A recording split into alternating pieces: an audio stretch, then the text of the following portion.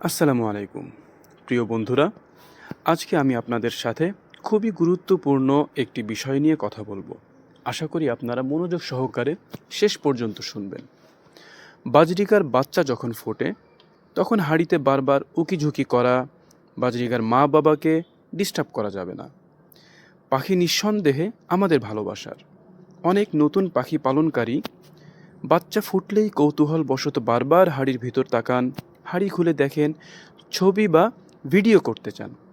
কিন্তু এই ছোট্ট ভুলের কারণে বাজরিগার বাচ্চার জীবন পর্যন্ত ঝুঁকিতে পড়তে পারে। কারণ হচ্ছে, 1 নম্বরে, মা পাখি ভয় পেয়ে যায়। বাচ্চা ফোটার পর মা বাজরিগার খুব সেন্সিটিভ থাকে। আপনি বারবার হাঁড়িতে উকি দিলে সে ভয় পেতে পারে এবং হাঁড়িতে ঢোকা বন্ধ করে দিতে পারে, ফলে বাচ্চা ঠিকমতো খাবার পায় না। দ্বিতীয়ত, বাচ্চাকে ফেলে দেওয়ার ঝুঁকি থাকে। অতিরিক্ত ডিস্টার্ব হলে কিছু মা বাজরিগার বাচ্চাকে হাঁড়ি থেকে ফেলে দিতে পারে বা সম্পূর্ণভাবে অবহেলা করতে পারে।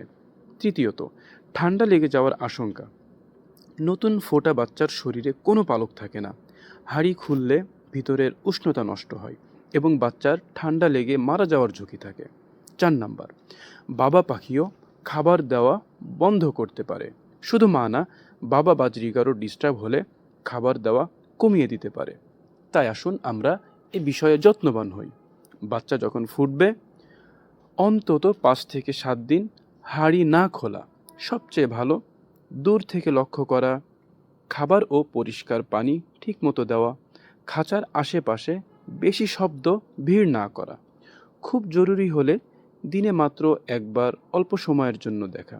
দেখতে তো হবেই, কারণ হচ্ছে তাদের অভ্যন্তরীণ বিষয়গুলো আমাদেরকে লক্ষ্য রাখতে হয়। আশা করি আজকের ভিডিওটি আপনাদের কাজে আসবে। যদি ভালো লেগে থাকে লাইক দিবেন, কমেন্ট করবেন এবং সাবস্ক্রাইব করে আমার পাশে থাকবেন। আল্লাহ হাফেজ, সবাই ভালো থাকবেন।